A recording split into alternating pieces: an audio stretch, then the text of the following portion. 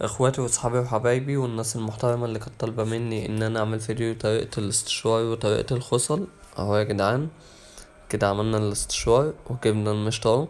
بنسرح الشعر كله عشان نبدأ نحط الكريم بتاعنا، وكده بنحط الكريم على الشعر كله من فوق، منهبطش الشعر قوي، ولازم ناخد الجناب معانا ايوه زي كده بالظبط عشان يبقى شكلها حلو. وبعد ما نحط الكريم بنجيب المشط اهو، نسرح الشعراية عشان المشط يخصل معانا.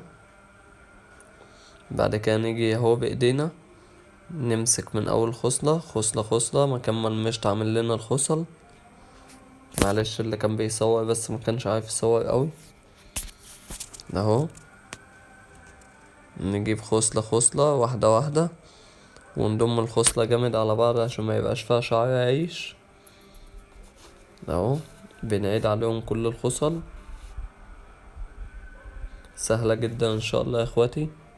بعد كده بنجيب المثبت نرش على الشعر عشان نرجع نعيد على الخصل عشان يبقى شكلها ومنظرها جميل.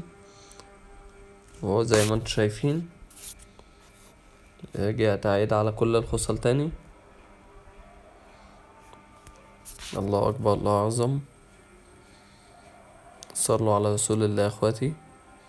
وهو كده بخصل في الجنب التاني، وهنشوف اهو يا جدعان ده شكل الشعر كده بعد ما خلص. طبعا انا مش متقن فيه اوي لاني كنت بصور ومستعجل، وزي ما انتوا شايفين ده شكل الشعر.